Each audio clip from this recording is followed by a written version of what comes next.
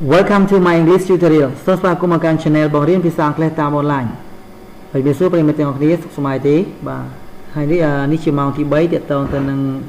ka rinធ្វើលំហាត់តាក់ទងទៅនឹងបច្ចុប្បន្នការធម្មតាជាមួយនឹងគិតស័ព្ទក្រុម to do បាទអញ្ចឹងថ្ងៃនេះសូមប្រិយមិត្តចូលមកសិក្សាជាមួយនឹងបាទរៀនបង្កើតបញ្យលសំណួរនៃបច្ចុប្បន្នការធម្មតាជាមួយខ្ញុំសិនបាទក្នុងមេរៀនមុនយើងបានសិក្សាអំពីរបៀបបង្កើតបញ្យលស្របនិងបដិសេធនៃបច្ចុប្បន្នការធម្មតាហើយឥឡូវនេះយើងជួបគ្នាជាមួយនឹងរបៀបបង្កើតបញ្យលសំណួរទាំង yes no ទាំង WH ដូច្នេះសូមជួយតាមដានសិក្សាជាមួយខ្ញុំបាទដូចតទៅA yes no question បាទសំណួរ yes no 1 You like cake Do you like cake តើអ្នកចិត្តនំខេកទេ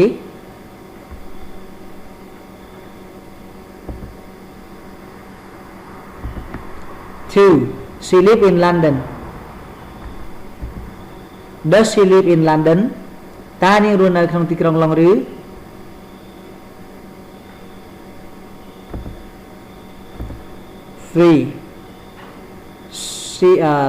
They had studying Do they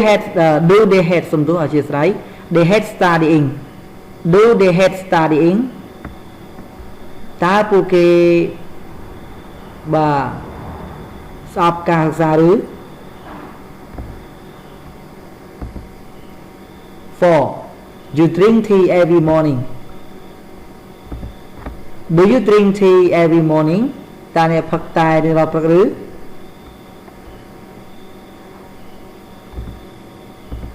5 You smoke Do you smoke តើអ្នកជក់បារីឬ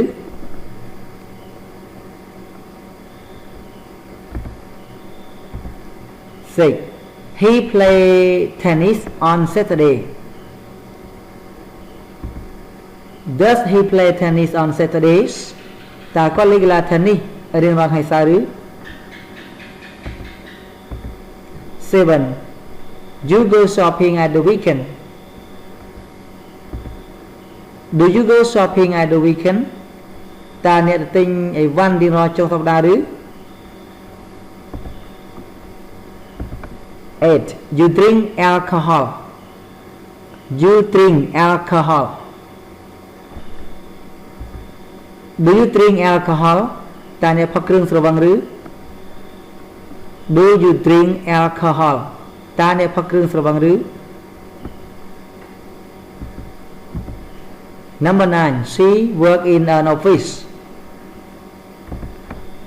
Does she work in an office តើនាងធ្វើការនៅក្នុងការិយាល័យឬ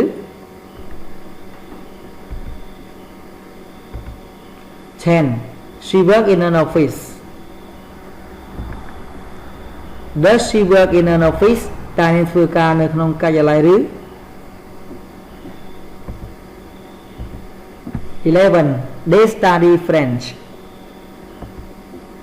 Do they study French តើពួកគេសិក្សាភាសាបារាំងឬ 12 You meet your friends on Fridays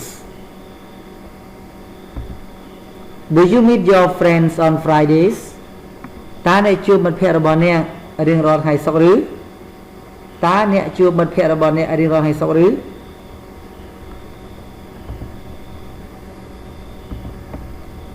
13 You read a lot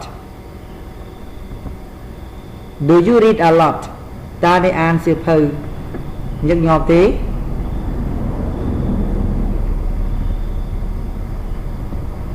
14 John come from New Zealand Does John come from New Zealand តើ John មកពីប្រទេស New Zealand ឬ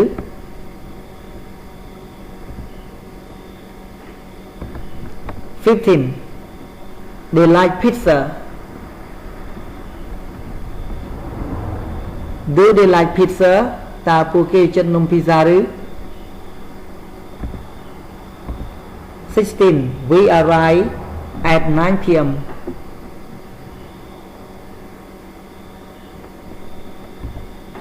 Do we arrive at 9 p.m. តើពួកយើងមកដល់នៅម៉ោង 9 យប់ឬ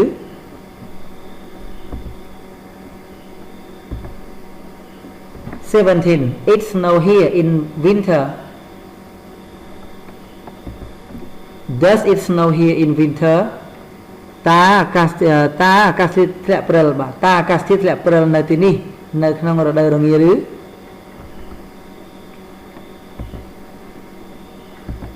18 Lucy study history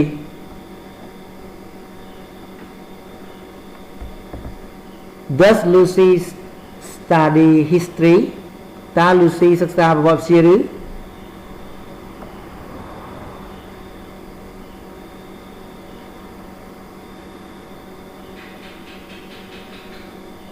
Does Lucy study history តើ Lucy សិក្សាប្រវត្តិសាស្ត្រឬ 19 I work as a teacher Do I work as a teacher តើខ្ញុំធ្វើការជាគ្រូបង្រៀនឬ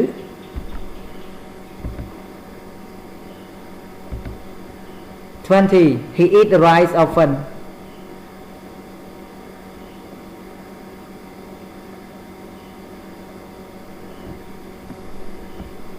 He eat rice often Does he eat rice often តើគាត់ញ៉ាំបាយញញឹមទេ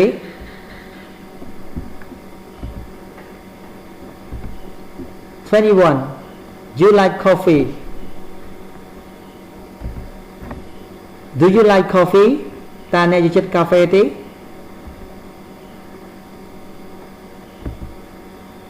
បាទឥឡូវការបង្កើតប្រយោគសំណួរយើងនោះបានបញ្ចប់ហើយចូលមកដល់តង់នេះសូមប្រិមិត្តសិក្សាពីរបៀបបង្កើតប្រយោគសំណួរបែប WH question វិញម្ដងដូច្នេះសូមអញ្ជើញប្រិមិត្តតាមដានសិក្សាជាមួយខ្ញុំបាទដូចតទៅ B បាទ WH question សំណួរដែលផ្ដោតលើ WH 1 Where you go to school Where do you go to school តើអ្នកទៅសាលារៀននៅសាអ្វីសំទោសបាទ Where do you go to school តើអ្នកទៅសាលារៀននៅឯណា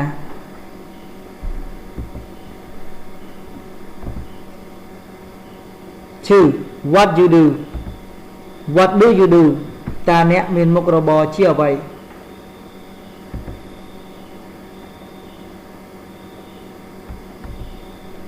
បាទ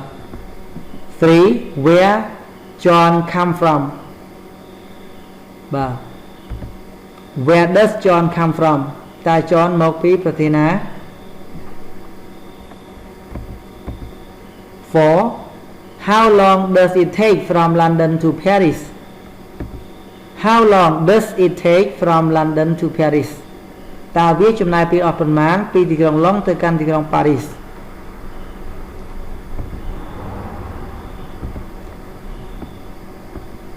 5 How often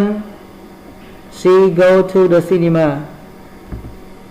How often does she go to the cinema តើនាងទៅមើលកុនញឹកញាប់ប៉ុណ្ណា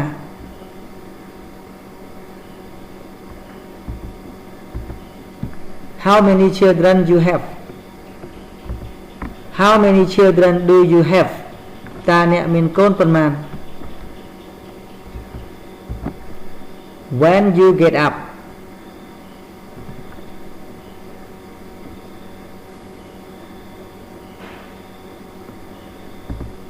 When do you get up តើអ្នកក្រោកពីដេកនៅម៉ោងប៉ុន្មាន 8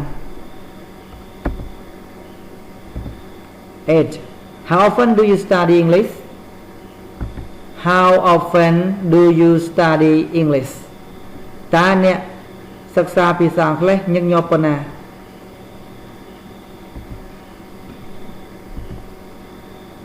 9 What time the film start What time does the film start តើភាពយន្តនឹងចាប់ផ្ដើមបញ្ចាំងនៅម៉ោងប៉ុន្មាន 10 Where you play tennis Where do you play tennis តើអ្នកលេងកីឡា tennis នៅឯណា 11 What sport Lucy like What sport does Lucy like តើ Lucy ចូលចិត្តកីឡាអ្វី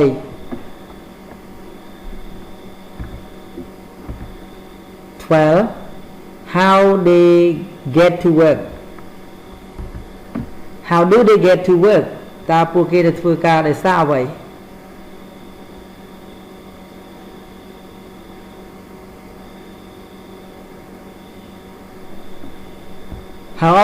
how do you get to work but how do they get to work សំទោបាទ how do they get to work តើពួកគេទៅធ្វើការដោយសារអ្វី 13 how often I come from សំទោ how often I come here how often do I come here តើខ្ញុំមកទីនេះញឹកញាប់ប៉ុណ្ណា 14 where she live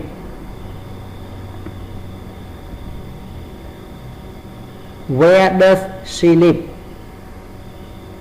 តើនាងរស់នៅឯណា 15 why you eat so much chocolate why do you eat so much chocolate តើអ្នកញ៉ាំស្ករសូកូឡាច្រើនប៉ុណ្ណាសំទោស why do you eat so much chocolate ហេតុអ្វីបានជាអ្នកញ៉ាំស្ករសូកូឡាច្រើនម្ល៉េះ why do you eat so much chocolate ហេតុអ្វីបានជាអ្នកញ៉ាំស្ករសូកូឡាច្រើនម្ល៉េះ 16 what this machine do what does this machine do តើម៉ាស៊ីននេះធ្វើអ្វីបាទតើម៉ាស៊ីននេះធ្វើអ្វី 17 who she meet on Saturdays who does she meet on Saturday តើនាងជួបនរណានៅថ្ងៃសៅរ៍ 18 how many brothers she have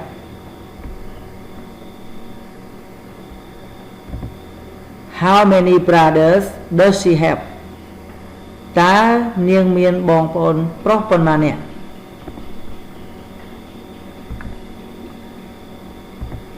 19 how much this cost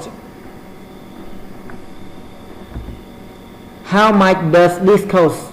តើរបស់នេះមានតម្លៃប៉ុន្មាន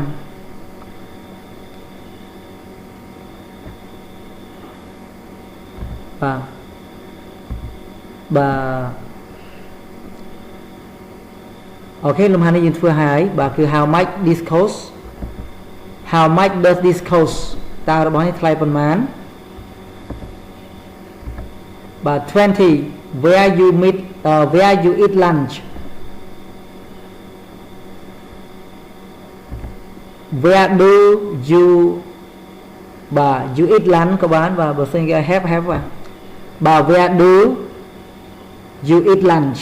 ឬក៏ where do you have lunch បាទបើគេឲ្យប្រើឲ្យ have យើងប្រើ have បើគេឲ្យ eat យើងប្រើ eat មកបាទសុំទោសលំហាត់នេះដោយសារតែវាមានខ្ញុំច្រឡំបាទចឹង where do you eat lunch តើអ្នកហូបអាហារត្រង់បាននៅឯណា